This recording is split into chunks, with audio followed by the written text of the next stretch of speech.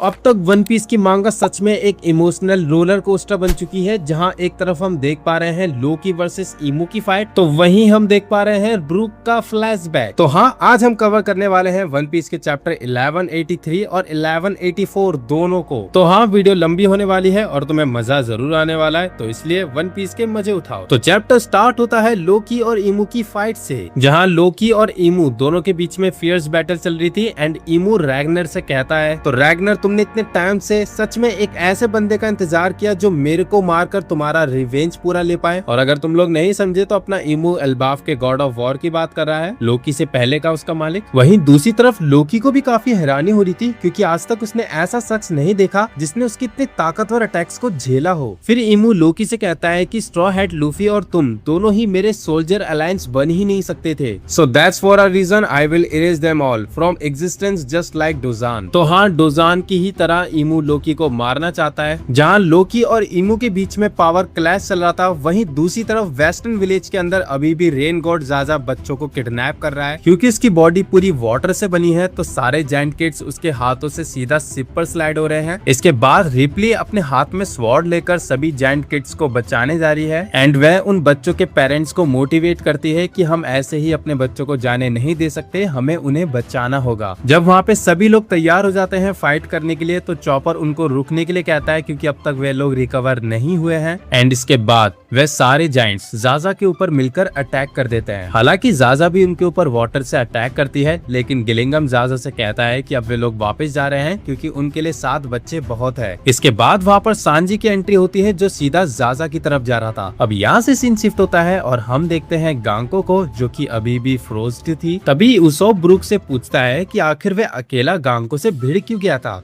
नामी भी उससे पूछती है क्या ब्रूक उस लड़की को जानता है और क्या ये ब्रूक की पहले कोई पुरानी एनिमी रह चुकी है। ब्रूक बताता है कि वो कोई एनिमी तो नहीं, लेकिन कोई ऐसी पर्सन थी जिससे वह होप करता है कि वे दोबारा ना मिले। और अगर सच में ये लड़की वही है जिसको ब्रूक जानता है, तो उसकी एज तो एटलीस्ट 77 तो होनी ही चाहिए। नामी को लग रहा था कि ये कोई सेलेस्टियल ड्रैगन होगी, लेकिन ब्रूक समझाता है कि नहीं, ये उसके होमलैंड की प्रिंसेस है, princess Suri. Last time Brook की उनसे मुलाकात तब हुई थी जब वे मेरी जोस निकल रही थी। और मेरी जोस वो जगह है जो वर्ल्ड गवर्नमेंट की कैपिटल है, इसे हॉलीलैंड भी कहा जाता है। ब्रूक की ये बात सुनकर नामी और उसोप दोनों ही शॉक्ड थे। एंड तभी फ्रैंकी उन सभी को बोलता है कि वो लड़की अभी फ्रोजन है, और अगर ऐसा ही रहा तो वो ज्यादा टाइम तक जिंदा नहीं रह पाएगी। बाकी सभी लोग फ्रैंकी की बात से एग्री करते हैं, लेकिन उसोप के हिसाब से हो सकता है कि ये बंदी सेलेस्टियल ड्रैगन ही हो जो कि एल्बाफ में अटैक करने आई है। ब्रूक बताता है नहीं, जब हम सभी लोग बंधे हुए थे तो वही थी जिसने हमें रिलीज किया,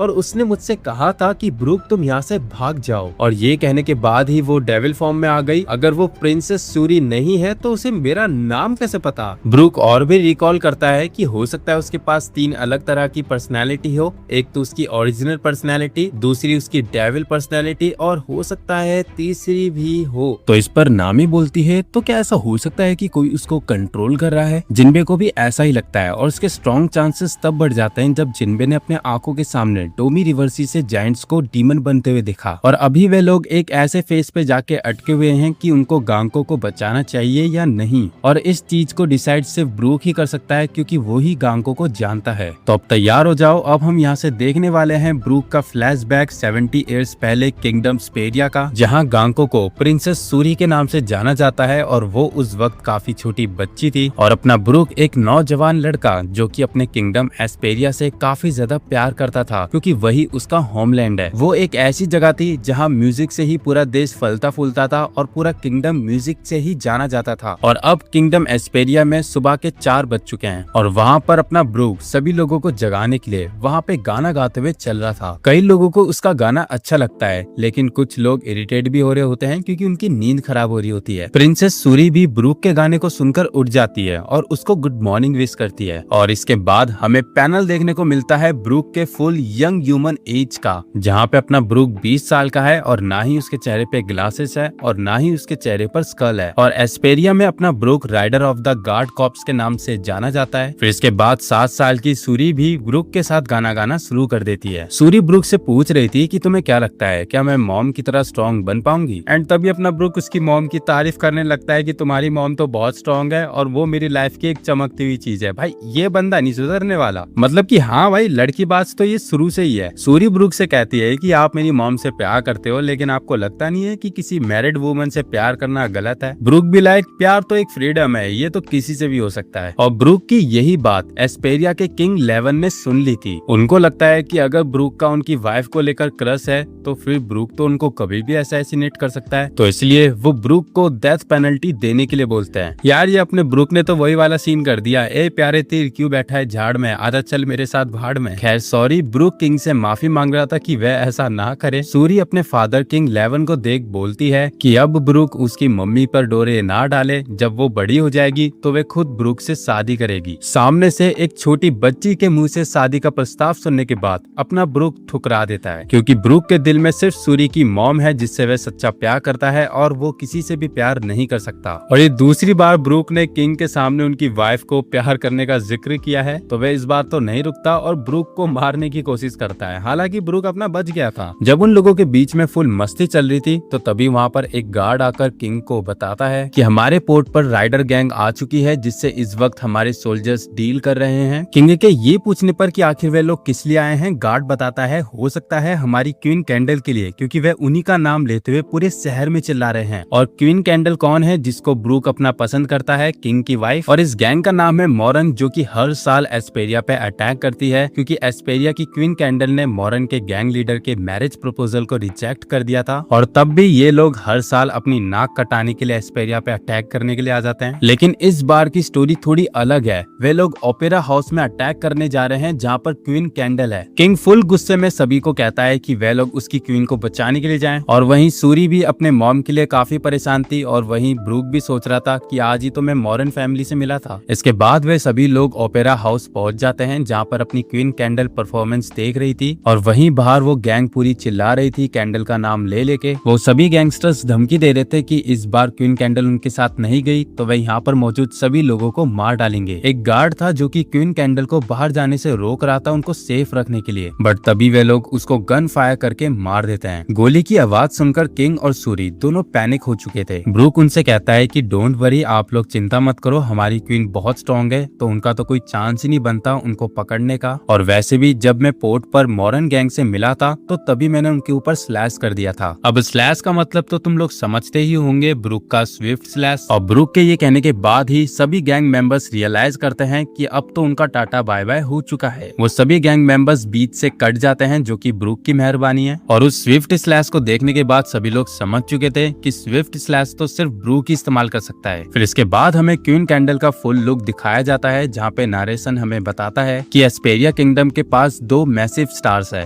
पहला तो former commander of the royal guard corps Esperia की क्वीन कैंडल, और दूसरा जिसके म्यूजिक को शायद हर कोई पसंद ना करे, लेकिन वो अपने एनिमीज को ऐसे स्लैश करता है कि उनको इस चीज का एहसास बाद में होता है कि वह लोग मर चुके हैं। और इस टेक्निक का नाम है स्विफ्ट स्लैश। और दूसरा स्टार है हमिंग ब्रूक। तो इसका मतलब अपना ब्रूक एस्पेरिया किंगडम का सेकंड स्टार है। तो अब यहाँ से स्टार्ट होता है चैप्टर 1184, जहाँ पर हम देखते हैं 7 साल बाद का टाइम स्केप, जहाँ पर अपनी प्रिंसेस सूरी 14 इयर्स की हो चुकी है और वो काफी खूबसूरत प्रिंसेस है। और उसकी खूबसूरती की वजह से उसके आसपास के किंगडम्स के जितने भी प्रिंस थे वे उसका हाथ मांगने के लिए, उसको मैरिज प्रपोजल देने के लिए जाते थे। लेकिन अपनी सूरी उनको पीट पाट कर भगा देती थी। और ऐसा सूरी क्यों करती थी? क्योंकि उसको ऐसे लड़कों में बिल्कुल भी इंटरेस्ट नहीं है जिनको गाना बजाना नहीं आता। और तुम लोग तो समझ ही गए होंगे कि सूरी का टारगेट ये बच्चे नहीं, एक्चुअली अपना ब्रूक है। और अगर अब ब्रूक की बात आ ही गई तो अपने हम ब्रूक की तरफ बढ़ते हैं, जहाँ पर वो अब 27 इयर्स का है। और वह सूरी के साथ जाते हुए उनकी स्ट्रेंथ की तारीफ कर रहा था। लेकिन सूरी तो अभी भी ब्रूक पर डोरे डालने में लगी हुई थी कि ब्रूक उसको पसंद करने लगे, इसलिए वह अपनी चेस्ट को और बड़ा करेगी। मतलब कि सूरी को इस चीज का प्रोसेस भी नहीं पता होगा और ये बोल क्या रही है। खैर, एक तरफ जहाँ ब्रूक सूरी को ऐसी बातें करने के लिए मना कर रहा था, तो वहीं दूसरी तरफ एक खूबसूरत लड़की को देखकर वह उससे उसकी पैंटी मांगने लगता है। मतलब कि ये बंदा शुरू से ही हरामी था। ब्रूक की ये हरकत देखकर सूरी भी उसके ऊपर चप्पल बरसा रही थी। खैर, इन सबको साइड रखकर अपने ब्रूक और सूरी वापस किंगडम आ जाते हैं, जहाँ पर ब्रूक सूरी के लिए गाना गा रहा था। एंड वो गाना ब्रूक के साथ सुनकर सूरी काफी ज्यादा खुश थी। फिर अपना ब्रूक अपने सिग्नेचर लाफ से हंसता है, यो हो। वो सॉन्ग एंड हो जाने के बाद सूरी ब्रूक से पूछती है क्या ब्रूक सच में सूरी के फादर को एडमायर करता है। इस पर ब्रूक उसको रिप्लाई करता है कि मैं तुम्हारी मॉम को भी एडमायर करता हूँ, सच बोलूं तो खास करके तुम्हारे फादर को। अगर सच में तुम्हारे फादर मेरी लाइफ में नहीं आए होते तो मैं तो एक हड्डी का ढांचा होता। फिर यहाँ से हमें ब्रूक के चाइल्डहुड का थोड़ा फ्लैशबैक दिखाया जाता है, जहाँ पे अपना 11 साल का ब्रूक बड़े स्कूल के बच्चों को वायलिन बजाते हुए देख रहा था। एक्चुअली उन बच्चों को ऐसे वायलिन सिंग करता हुआ देख उसको काफी ज्यादा मजा आ रहा था, लेकिन उसका मजा तो तब खराब होता है जब वहाँ पर गार्ड आ जाता है जो ब्रूक को काफी डिसरिस्पेक्ट के साथ वहाँ से भगा रहा था, उसको एक कीड़ा कहते हुए। खैर इसके बाद अपने छोटे ब्रूक के पास ना तो पेरेंट्स होते हैं ना ही कोई घर, तो इसलिए वो एक डंप यार्ड में रहता है जहाँ सोसाइटी अपना कचरा फेंकती है। और वहीं ब्रूक ने उस डंप यार्ड के कचरे में से एक वायलिन बना लिया होता है बॉटल और मेटल वायर्स का इस्तेमाल करके, और उसको बनाने के बाद फाइनली अपना ब्रूक एक वायलिन को सिंग कर रहा था। मतलब कि लिरिक्स के हिसाब से ब्रूक किंग को ही अपनी इस हालत का दोष दे रहा था। और ब्रूक के इस गाने को वहाँ पर मौजूद किंग लिएवन सुन लेते हैं जो कि फ्यूचर किंग होने वाले हैं एस्पेरिया के, और ये वही किंग है जिनकी वाइफ को ब्रूक उनके सामने लाइन मारता है। इसके बाद किंग लिएवन ब्रूक से पूछते हैं क्या तुमने ये लिरिक्स और ये वायलिन खुद से बनाया है क्या। इस पर अपना छोटा ब्रूक उनको हाँ का जवाब देता है और साथ ही में कहता है लगता है आप मेरे गाने के फैन हो चुके हो ओल्ड मैन। ओल्ड मैन सुनकर लिएवन हंसते हुए कहता है कि मैं अभी बस 21 ईयर्स का हूँ, लेकिन ब्रूक को तो उनका चेहरा एक ओल्ड मैन का ही लग रहा होता है। एंड जैसे ही ब्रूक अपनी सिग्नेचर लव हंसता है तो वो ओल्ड मैन काफी ज्यादा खुश होते हैं, आई मीन किंग लिएवन। जब ब्रूक और लिएवन के बीच में काफी अच्छी बॉन्डिंग बन चुकी होती है तो ब्रूक लिएवन को ब्रो कहते हुए उनको ट्रीट करता है, जहाँ पर उसने कुछ फ्रॉग्स को पकड़कर उनके लिए एक डिश बनाई होती है और उसके इंग्रेडिएंट्स में ब्रूक ने करी पाउडर डाला होता है जिसको उसने किसी बोट में से निकाल ली थी, मींस चोरी कर ली थी। लिएवन को ब्रूक का खाना थोड़ा सा अजीब लगता है क्योंकि आज सुबह ही उसने काफी अच्छी डिश खाई थी और अब वो ब्रूक के साथ यहाँ पर मेंढक की करी खा रहा है। जब ब्रूक उनसे पूछ रहा था क्या ब्रो तुम ठीक तो हो, तुम खाना खाना चाहते हो ना, तो अपने किंग लिएवन अपने होश में आकर ब्रूक से हाँ कहते हैं और तुरंत ही उस मेंढक की करी को खा जाते हैं। हालांकि उसके स्वाद का झटका उनको सहना पड़ता है, लेकिन तब भी अपने दोस्त ब्रूक की डिसरिस्पेक्ट ना करते हुए वे उसको खा लेते हैं और ब्रूक उनको सपोर्ट करने के लिए एक सुंदर सा गाना सिंग करता है। किंग लिएवन के साथ रहकर ब्रूक को ऐसा एहसास हो रहा था कि किंग लिएवन भी उसी की तरह है जिसको सोसाइटी ने हमेशा से नजरअंदाज करते हुए हमेशा ठुकराया। और जब लिएवन ब्रूक के साथ रहकर उसके तौर तरीके सीख रहे थे तो वो दोनों तो सच में होमीज बन चुके थे और अपने लिएवन ने तो ब्रूक को एक नया वायलिन खरीद के भी दिया होता है। तो भाइयों अब तुम लोग थोड़ा तैयार हो जाओ क्योंकि अब आने वाला है इस कहानी में क्लाइमैक्स, जहाँ पे एस्पेरिया किंगडम के पोर्ट पर मरीन्स आ चुके थे, जहाँ पर उन लोगों ने ब्रूक से उसका वायलिन छीन लिया होता है और उन्होंने ब्रूक की पीट कर काफी खराब हालत कर दी होती है और वो रस्सी से बंधा भी है। ब्रूक उनसे कह भी रहा था कि तुम लोग गलत बंदे पे शक कर रहे हो, लेकिन वो ठहरे हरामजादे मरीन्स जो कि ब्रूक पर इल्जाम लगा रहे थे कि वो गैंग माफिया को ड्रग्स सप्लाई करता है। और ये इल्जाम उन्होंने ब्रूक पर इस बेसिस पे लगाया क्योंकि ब्रूक बस करी पाउडर निकाल रहा था बोट से। हालांकि ये भी एक चोरी ही है, लेकिन ब्रूक कोई ड्रग्स सप्लाई नहीं कर रहा था। जब ब्रूक को लग रहा था कि वह लोग उसको यहीं पे मार डालेंगे तो ब्रूक अपनी आखिरी सांस में बस गाना गाया जा रहा था। ब्रूक के इस गाने को सुनकर वे उसको चुप होने के लिए कह रहे थे, लेकिन जब ब्रूक चुप नहीं होता तो बस वो लोग उसको मारने वाले हैं। ब्रूक मरने से पहले अपने मन में यही सोच रहा था कि मरने से पहले ये गाना सुनकर मेरे को काफी अच्छा फील हो रहा है और मैं अपने सड़क छाप कुत्तों को बाय भी कहना चाहता हूँ कि अब मैं दोबारा उनसे गले नहीं लग पाऊंगा। एंड जैसे ही ब्रूक अपनी म्यूजिक की आखिरी लाइन खत्म करता है तो तभी उन मरीन्स के पीछे से ब्रूक का नाम चिल्लाकर वहाँ पे लेवान आ जाता है, जो कि काफी ज्यादा गुस्सा था मरीन्स के ऊपर कि आखिर उनकी हिम्मत कैसे हुई उसके दोस्त का ये हाल करने की। मरीन्स की भी लेवान को देखकर फट जाती है क्योंकि वो पहचान जाते हैं कि ये तो एस्पेरिया का प्रिंस है। मरीन्स लेवान को समझाते हैं अगर लेवान ने मरीन्स के ऊपर अटैक किया तो इसका मतलब उसने वर्ल्ड गवर्नमेंट पर अटैक किया है, लेकिन लेवान को इन सबसे घंटा फर्क नहीं पड़ता और लेवान के साथ आई होती है उसकी फ्यूचर वाइफ कैंडल और वह और लेवान मिलकर उन मरीन्स को उनकी नानी याद दिला देते हैं। ब्रूक मरीन्स के मुंह से प्रिंस वर्ड सुनकर काफी ज्यादा हैरान था कि इसका मतलब ब्रूक का ब्रो एक प्रिंस है। एंड इसके बाद लेवान ब्रूक को गले लगाकर उससे माफी मांगते हैं कि उसने ब्रूक से इतना बड़ा राज छुपा के रखा। एंड इसके बाद वे ब्रूक को अपने किंगडम में ले जाते हैं एस्पेरिया पैलेस, जहाँ पे ब्रूक की आंखें खुलती है और वह देखता है कि प्रिंस लेवान ब्रूक के साथ ही बैठे हुए हैं और प्रिंस कैंडल भी वहाँ उस कमरे में मौजूद है, जहाँ पर वह लेवान को याद दिलाती है कि वह अपनी पोजीशन को देखकर ही कोई सही कदम उठाए क्योंकि आज लेवान ने मरीन्स के ऊपर हाथ उठाया है। और वहीं लेवान कैंडल की बात पर ध्यान ना देते हुए ब्रूक से माफी मांग रहा था कि उसने ब्रूक से झूठ बोला कि वो प्रिंस है और उसने ये सच ब्रूक से इसलिए छिपाया क्योंकि लेवान को ब्रूक के साथ रहना काफी ज्यादा पसंद था। और सबसे पहली बात तो लेवान को ये बात अच्छे से पता है कि ब्रूक तो सिर्फ उस बोट के अंदर करी पाउडर लेने गया था, ना कि कोई ड्रग सप्लाई करने। ये पता चलने के बाद कि लेवान को ब्रूक के साथ रहना काफी ज्यादा पसंद है और ब्रूक लेवान का बेस्ट फ्रेंड है, तो कैंडल भी ब्रूक को उसका बेस्ट फ्रेंड बनने के लिए बोलती है। और ये सुनने के बाद तो ब्रूक अपना सिंप कर रहा था। और साथ ही लेवान कैंडल को ये भी बताता है कि ब्रूक उसका फेवरेट म्यूजिशियन भी है, तो इसलिए वे अपने दोस्त ब्रूक के लिए एक रूम रेडी करना चाहता है जहाँ पर वो रियल इंस्ट्रूमेंट्स के साथ गाना सिंग करेगा। और हाँ, ब्रूक ठीक होने के बाद अब से स्कूल भी जाना स्टार्ट करेगा ताकि वह अपनी स्किल्स को और इम्प्रूव कर पाए, क्योंकि लेवान को पूरा यकीन है कि उसका दोस्त ब्रूक ही बनने वाला है नेक्स्ट राइजिंग स्टार। और लेवान के मुंह से ये सारे वर्ड सुनने के बाद तो